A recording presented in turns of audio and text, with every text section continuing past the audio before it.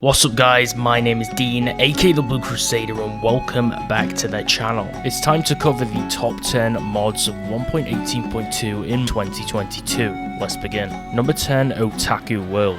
This mod is perfect for players who love anime as it adds various different characters and content from different anime series and movies. Some passive mobs, some heroes, and also some villains too. There's some really great content in this mod, including some super cool looking vehicles that you can speed around in across the desert. You can expect to see a ton of stuff here, many added during seasonal updates in the patches. This includes things like Dragon Ball Z characters and structures and so much more. This is a mod with great potential with some frequent updates that's definitely worth checking out. Number 9, God Table. If you don't want to cycle through multiple blocks to perform all of the actions that you need to do, then this mod is a godsend. It's basically one block that combines 5 different blocks together in game to make life a little easier. It's a quality of life mod that merges the crafting table, smithing table, furnace, chest, and the blast furnace all together into one easy block with a simple to access GUI menu to select between them, with the upside being that you'll be able to have some additional space in your base with this block as you don't need 5 separate ones, rather just the one. Number 8, Playdate. In a magical place fueled by imagination and fun, you'll be introduced to a whole cast of childhood toys and characters. But these innocent toys are not to entertain children at heart, as it's not all what it seems. This mod is a hidden gem. It basically uses GeckoLib for its animations, letting you experience things like dancing clowns or creepy dolls and different toys. It really depends how you view old looking toys. This could be a mod of many horrors, or something hilarious and fun to mess around with, or just something simply to decorate your builds with inside the various interiors. For an example, if you have a really old style looking mansion, this would be really cool to decorate it with creepy different toys. Number 7, Magitek Mechs. This mod has a very big feeling of Warhammer or World of Warcraft, but it's actually based off of Final Fantasy VI and the Magitek armor in the game. It adds a whole bunch of different mechs to take for a spin, including the Magitek armor, which is powered by burnable fuels, the tunnel armor, allowing for the rapid excavation of tunnel systems, and the proto armor, which is free to use in terms of its energy, or optionally it can also be powered through electricity with a Tech Reborn mod. The suits are crafted with recipes along with magicite, which is either also crafted or found in treasure chests. Then they're separately fueled and loaded with blaze rods or snowballs for their fire beams or ice beam projectiles. Then you just use the V key and this will let you operate the mech's beam or its drill depending which actual suit you're operating.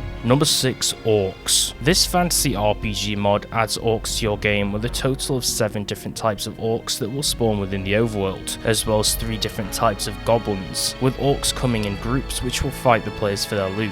This mod spruces up the fantasy experience a bit, adding a new tough foe to face within the wilderness and new structures which are in the form of encampments that you'll find them inside, which you can then decide if you want to raid them, if you want to fight, or a challenge. This is an underrated mod that I personally use if I wanted to make a fantasy mod pack. Number 5, Trajan's Tanks. This mod has the goal of bringing a fully functioning tank system into Minecraft that works, one that you can use to live your fantasy of blowing stuff up, or just use it in war simulations and battle scenarios versus different mobs, with anti-tank artillery also being added. For the tank controls, you can just use the G key for the tank and the artillery system, obviously requiring tank ammo in your inventory for its use. This mod is highly configurable, and everything from the ammo, the anti-tank artillery, and all of the separate pieces of the physical tank itself need to be crafted with individual recipes for its makeup. Number 4, Earthbounds. This mod is a companion mod to the Minecraft Caves and Cliffs update. It serves the purpose of adding some additional content to this update which seems to be missing, improving certain areas which were lacking in the eyes of its creator. More specifically, this mod adds some new and unique cave mobs and features which will complement their implementation into the game, with the aim of adding more diversity to the underground to spice up gameplay and improve its overall experience, making things like the ores have new and more creative purposes to them. An example of this is by adding ore-themed mobs, aka the earthen creatures that are important here. The Rubro is a neutral mob, a feline-like cat creature which is made up of redstone and stone that will linger around redstone ore deposits, scraping their claws on it to charge themselves up. And if you happen to have mined redstone already, they'll definitely be pouncing on you to try and get it off your body. The passive spider-like Carborrhenia is made of coal and diorite, They're rare and they're found within their special cold dens above ground within savanna and mountain biomes. To stay warm, they'll follow warm-blooded creatures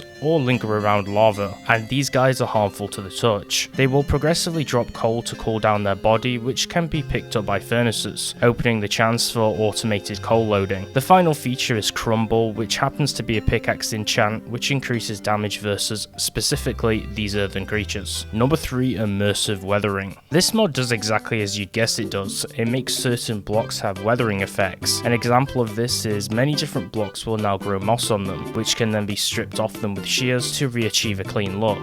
Many of the different stones and brick blocks can now also grow moss and be stripped, and you can apply this moss manually to them by right clicking on them. Bricks will also naturally crack over time, and using a pick on a brick block will turn it into the cracked version. This means that you'll need a brick item to repair these cracked blocks to actually restore them. Stripped wood will also now drop bark, which can be applied to unstrip the wood also if you've already right clicked on it. Many of the metals in games such as the irons and other blocks will now rust just like copper does. This is through 4 stages of natural weathering, and it's usually when water will come into contact with them. Waxing these blocks with honeycomb can also be a way to prevent this. Soot can be gathered from a campfire which will extinguish it, and it can be placed on all block sides just like glow lichen, naturally also appearing over time above other fire blocks and affecting how fires work. Icicles will generate above the Y96 value in icy biomes, melting within hot biomes above a 13 light level, and falling when hit by projectiles. Also growing beneath ice blocks with water above them during the sunny phases, and they can also be eaten. Leaves will build up as leaf piles which are below leaves which are generated as part of natural trees. These piles can be crafted into full leaf blocks, and they'll create particles when you wade through them. You can use shears on the flowering leaves to get flowers from them, like the azalea flowers. There's also many different changes too to the natural growth of certain grasses and earth blocks. Number 2,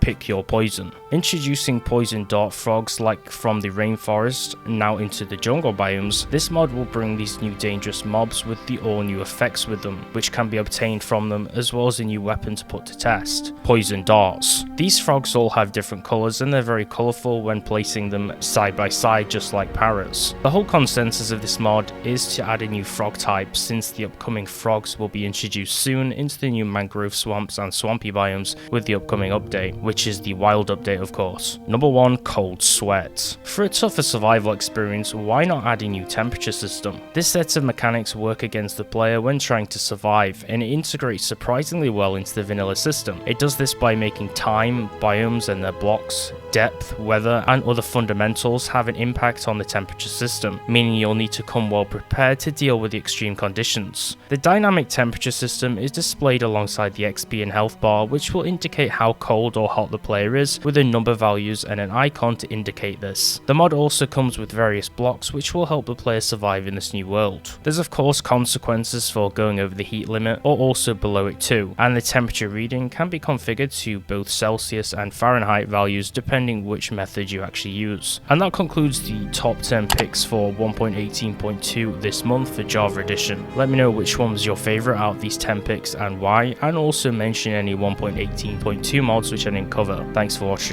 YouTube says 97% of you are not subscribed, so if you enjoyed the video, make sure to subscribe and turn on notifications and slap the like button for more Minecraft mod videos like this one. Thanks for watching, and I'll see you next time.